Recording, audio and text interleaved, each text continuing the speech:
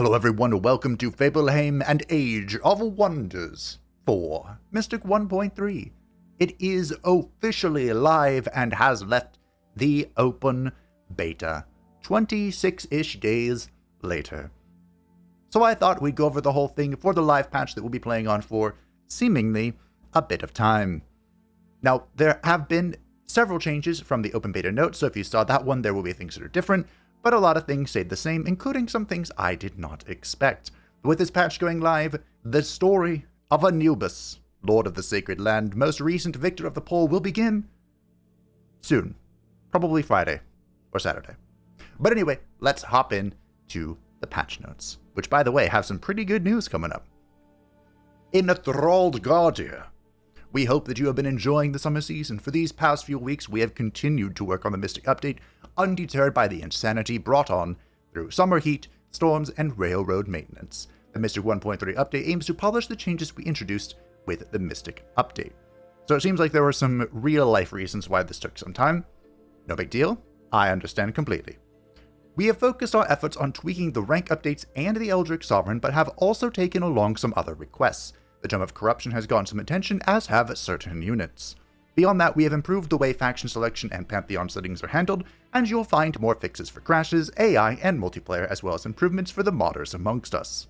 As the summer enters its second half, our attention will fully shift towards the future, preparing new updates and content. We are dedicated to Age of Wonders 4, and will have more to share after the summer.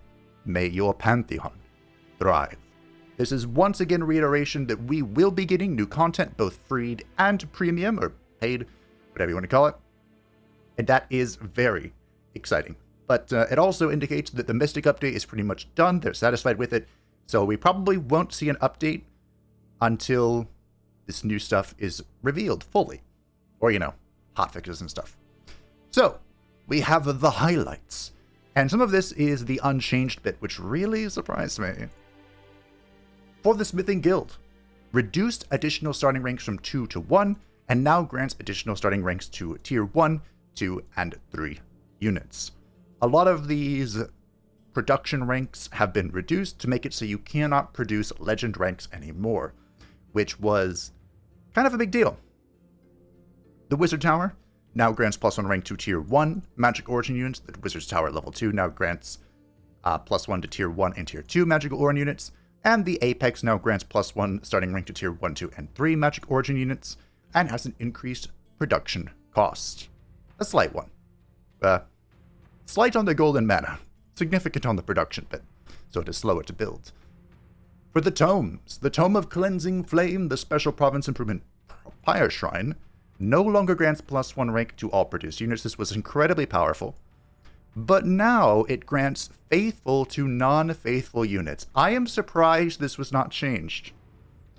Basically what this means, faithful is a 10% reduction to upkeep, which isn't that significant, but it also interacts with all the faithful mechanics from the holy tomes, order tomes. And someone had incredible insight for why they decided to do this. And that's because if you're coming at the Tome of Cleansing Flame from the Chaos side, you didn't have Faithful or Zealotry, which would mean that you were negatively impacted by the Cleansing Flame. Now, you don't have to be Faithful or Zealot, and any unit you build with the Pyre Shrine in the province is Faithful, and thus benefits from the Cleansing Flame. Incredible insight, but I still feel like this could be a little insane. It won't affect the Anubis playthrough because we will be doing a full faithful playthrough, but things to consider and toy with in the future. Also, +5 income to base gold, which, great. The Tome of the Dreadnought, the Special Province Movement War Foundry, now grants +2 ranks to constructs only, instead of +1 to produce units. This is actually a buff for, construct play. I believe this is not the only thing in the game that grants more than +1 rank. So that's pretty neat. If you combine all the stuff, you probably could get a bronze golem to evolve pretty quickly. This needs to be a copper golem to evolve into a bronze golem pretty quickly. For Empire development, the Astral Seal Astral Bindings switched places with Quickening. Oh, reduced additional ranks for magical origin units from +2 to +1. Big sad. But this doesn't mean we get it sooner, I believe. And the Astral Skills Quickening has switched place. Great.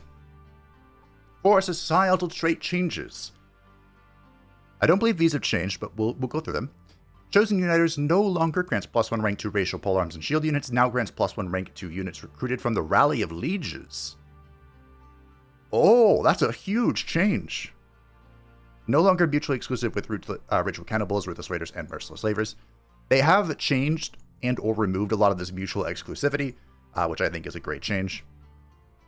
Some of them may have made sense, like lore / mechanic-wise, but I'd prefer if players could just do whatever the hell they wanted, you know?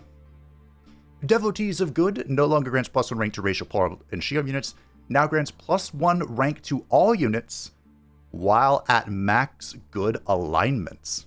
Okay, so they have changed these from the beta because people were not too happy with the removal of all of the plus to ranks. So this is a good change. I like it a lot. No longer grants +10 stability per level of good alignment, now grants +10 gold per level of good alignment instead. This is a pretty significant nerf, but that's fine. Relentless Crusader is no longer mutually exclusive with Ritual Cannibals, Ruthless Raiders, and Merciless Slavers. And Ritual Cannibals is no longer mutually exclusive with Chosen Uniters and Relentless Crusaders, as is Ruthless Raiders. But Chosen Destroyers is now mutually exclusive with the Keepers of Knowledge. Merciless Slavers is no longer mutually exclusive with Chosen Uniters and Relentless Crusaders. Fabled Hunters no longer grants +1 rank to racial ranged and skirmish units. And units gain +5 strategic map regeneration at all times. So this one didn't see any changes, like Devotee and Chosen. Okay, fair enough. Perfectionist Artisans no longer reduces city cap by 1. This is an incredible change, and it kind of makes me want to play Perfectionist Artisans. Runesmiths no longer grants +1 rank to racial polearms and shield units.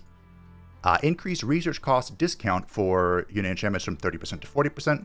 This is unchanged from the beta, and it's okay. I mean, Runesmiths was always very good. Does this make it a little... I think this is really unaffecting it, to be honest. Keepers of Knowledge is now mutually exclusive with Chosen Destroyers and Scions of Evil? I mean, I know it's supposed to be... This is supposed to be like the good guy Shadow trait, because Shadow didn't have any of those before. But still, Scions of Evil. I could be both.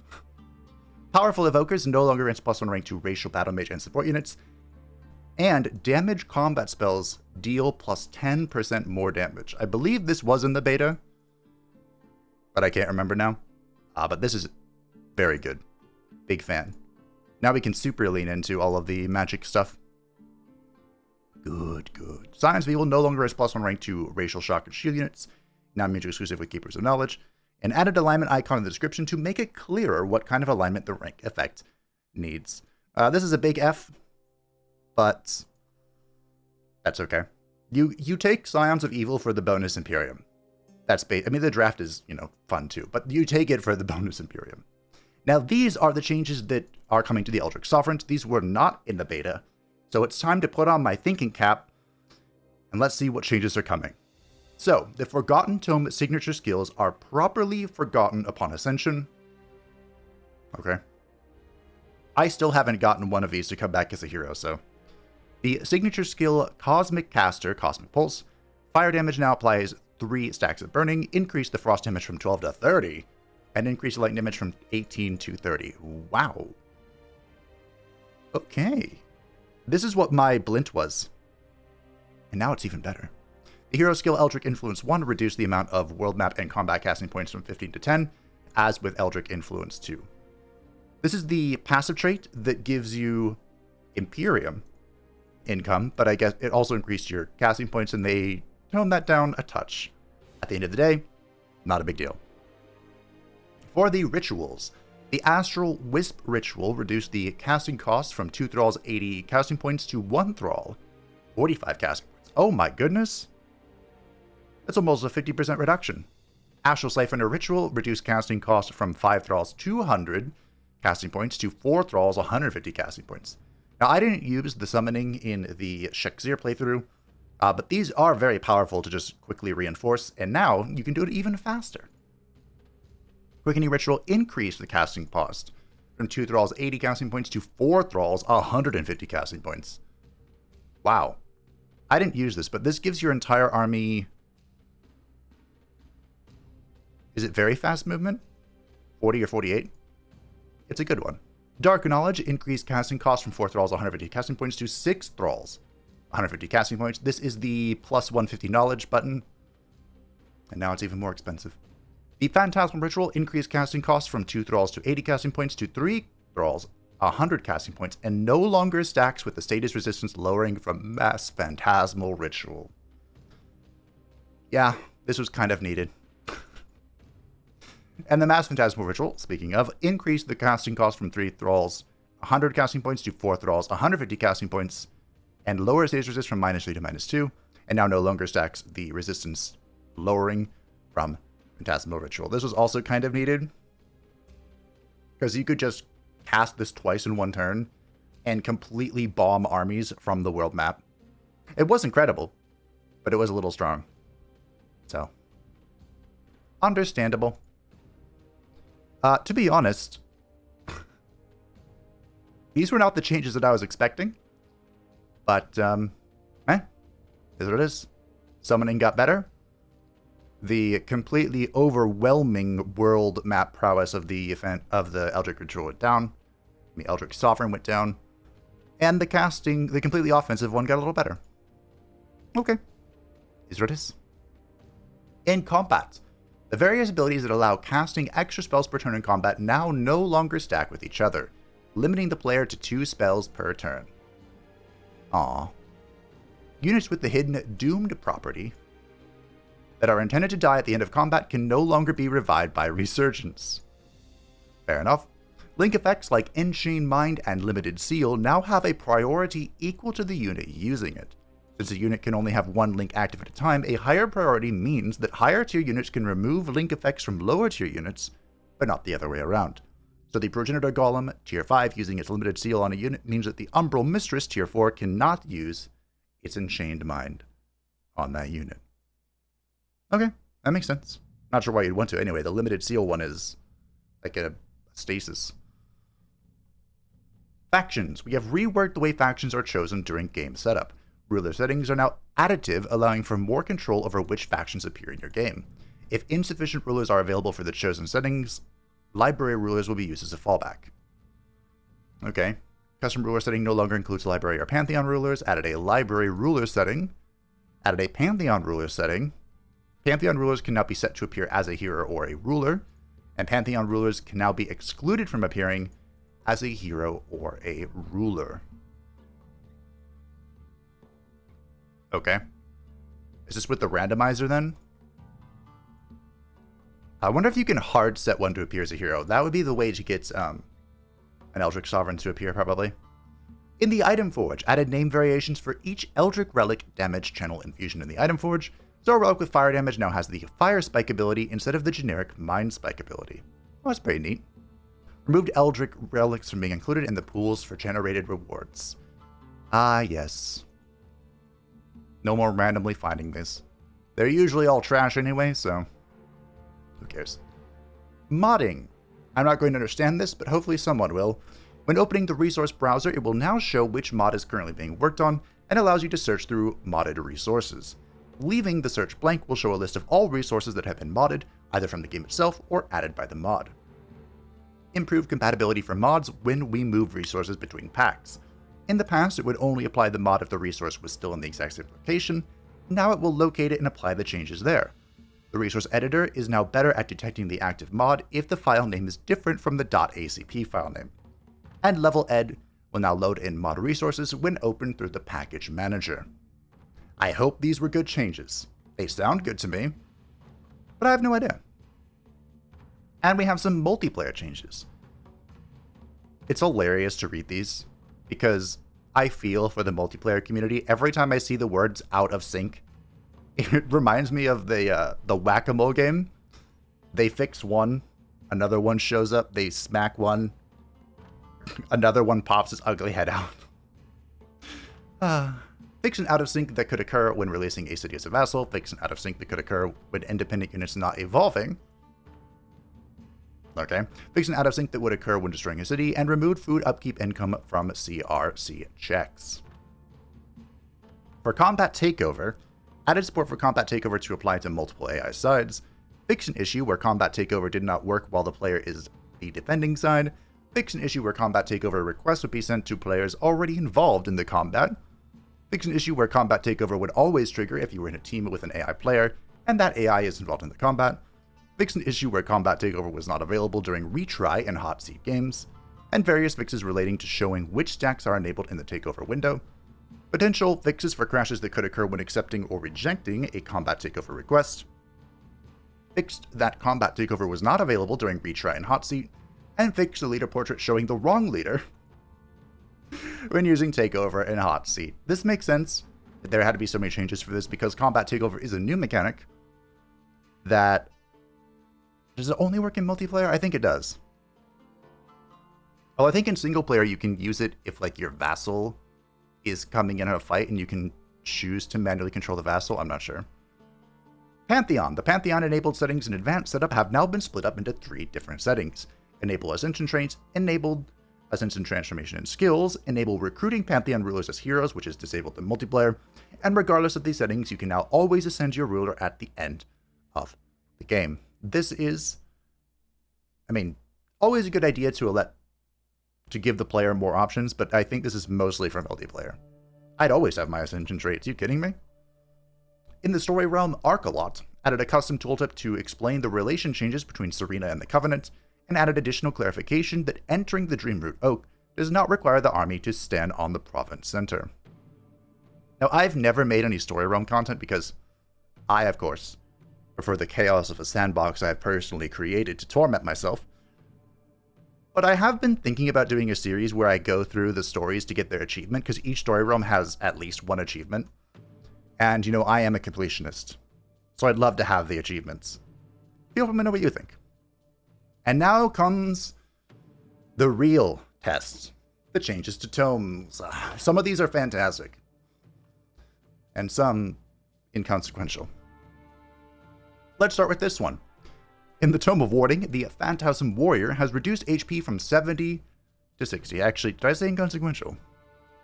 Reduced defense from 6 to 5, and melee strike reduced damage 6 physical 6 lightning to 6 physical 4 lightning. I don't think I've ever used a Phantasm Warrior. And I don't think that's going to start now. For Materium, the Tome of Rock, the enchantment Obsidian Weapons now grants additional +1 physical damage, +2 for non-repeating attacks. This is a new... Interesting. This is a new enchantment that was available for heroes that got the Tome of Rock, but now it is available to all units. It's an enchantment for combat units. And is it 60% baseline chance to inflict bleeding? And now it gives phys damage. Okay. In Shadow, the Tome of Corruption. City structure, Throne of Insidious Whispers, reduced incentive duration from 3 turns to 1 turn. Aww. Now correctly mentions that it can only build in the Throne City. That was a little confusing. And the unit, the Umbral Mistress Fury, reduced the duration of his sanity from 3 turns to 1 turn. Aww. Why you gotta hit me with those nerfs? In the Umbral Abyss, updated a number of texts to make the type of Free City a text insert, instead of always linking to the Free City game concept, so we can dynamically fill it in. And support Umbral Dwelling for text and PvE, war coordination, and trade. Weren't there more tome changes? Hold on. Okay, the only thing I found from the beta notes is about the Tome of Exaltation and how Ascended Warriors got cheaper mana-wise and more expensive casting point-wise. Like, almost doubled. Also, the +1 rank stuff from Chosen Knights and Devotees of Good was in the beta patch notes, and I just forgot. Because, this is how it is. Anyway, back to 1.3. In the Umbral Abyss, the Fallen Bastion event in the Castle Ruins Ancient Wonder in the Umbral Abyss has an option to pay mana without explaining that it would remove the Rampant Umbral Taint combat enchantment. This has now been added to the button's tooltip. Okay, good change. Umbral Dwelling is now more frequently asked to declare war on other rulers during demand events. Before, this was a very low chance of happening if there were free cities available. Now it's about 50-50 if both a valid free city and ruler can be found. They're even eviler than before. The Umbral Thrall's race now has 1 less society trait randomized each playthrough, as their innate Umbral Thrall society trait takes one of their slots. Before this change, they had 3 society traits, which normally is not allowed, although it was kind of funny and made them unique. For Eldritch Pact spells, the world map spell Pall of Gloom can no longer terraform uninhabited provinces into gloom terrain. Unfortunate. I'm not sure what this really affects. I guess in the end, you can walk on mountains. So that would hurt. That would, of course, hurt people who are walking on a mountain without the flesh. Who knows? World map spell Umbral Rift now targets a sector in the Umbral Abyss rather than a single hex. Oh, could you spawn multiple rifts? That's funny. Combat spell Umbral Exile. Any independent units exiled to the Abyss will now die, instead of being moved to the Umbral Abyss. Good change. That might be really strong now. For units, the Brone Dragons and Reapers are now always considered magic origin. This is a huge change that it's huge. This significantly impacts the synergies that Bone Dragons, the weakest of all dragons, and Reapers can now interact with, and I'm very much looking forward to it, because I think we will be using at least Reapers in the Anubis playthrough. Maybe Bone Dragons? We'll see. The unit passive Curse Eater now disables the unit has the burning status effects. How disables the unit? Wait, so if you burn an Umbral Demon, they no longer eat the curses? Ooh, that's insane! So Curse Eater is the passive from the Umbral Demons, and this does affect the major racial transformation for players, and it is so good. At the start of a unit's turn, it will devour one of their curses and heal them for 10 temporary hit points. Or, curses. One of their debuffs. So I've had it multiple times, actually in the last playthrough with Shek'Zir, when facing Moira, who would randomly apply Insanity, lucky bitch, and my unit would just eat it, and I wouldn't be insane. This could be a significant buff / nerf. The Abductor unit no longer able to abduct invulnerable units. Shucks. The unit Phoenix increased HP from 110 to 120, increased defense from 4 to 5. The Charge Strike now has a 90% chance to inflict burning, and Overheat, which is its little AoE thing, increased damage from 20 to 22, and changed from a 90% chance to inflict burning to a guaranteed burn. Big buffs for the Phoenix. You love to see it.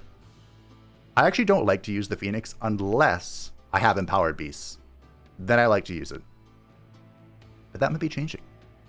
In the world map, alignment waning has been changed so it will only wane upwards towards your starting alignment, when below that amount, instead of always waning upwards towards 10 alignment. Interesting. This is a good change, I think.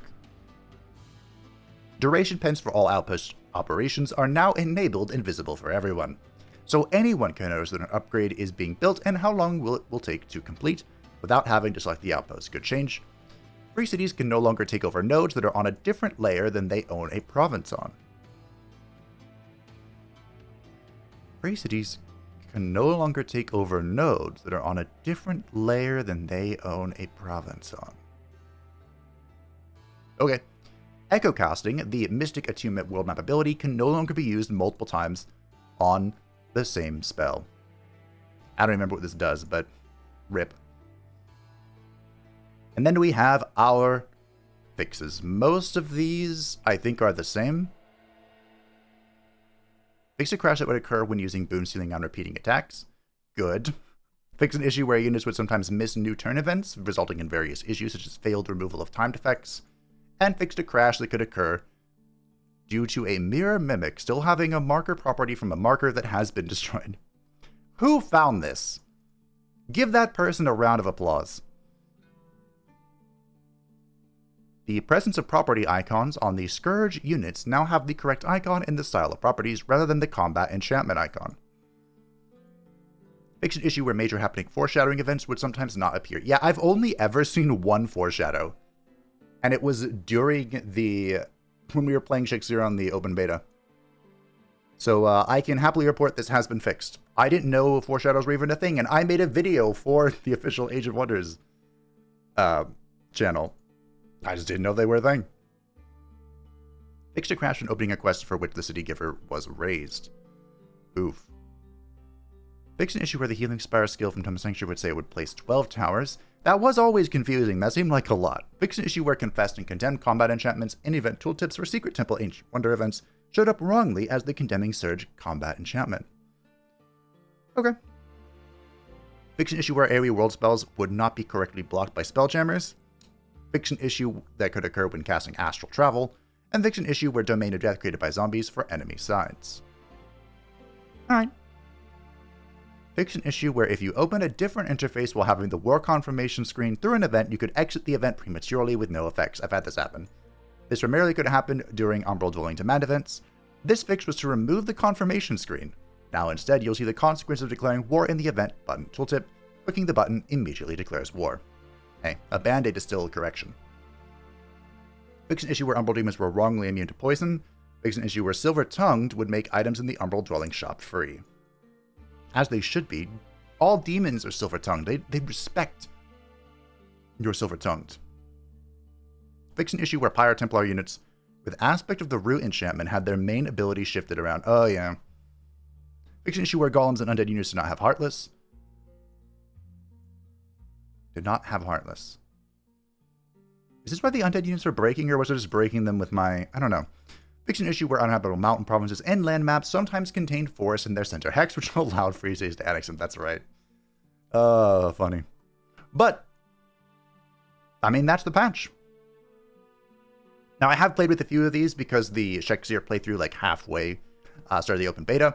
But as mentioned, these are the patches that we'll be playing on for some time. Most likely until whatever the next update is, which they are working on with their full, undivided attention. So honestly, the best news about this was just seeing that their declaration of dedication to Age of Wonders 4, and I am happy, ecstatic to see it. And I hope that you are too. Remember, the Anubis playthrough will begin probably Friday, August 9th, or Saturday, August 10th, whichever one actually ends up happening. It's hard to say, life is complicated. But thank you all for watching, I hope you enjoyed. Feel free to let me know what you think of the patch, and any thoughts about what could be coming in the future updates and content. It's a big question mark. And hopefully, it will be worth the wait. Thank you to the patrons and the channel members who support the channel. I greatly appreciate you. If you'd like to stay up on the channel, feel free to join the description down below. And I will see you in the Anubis playthrough. Bye.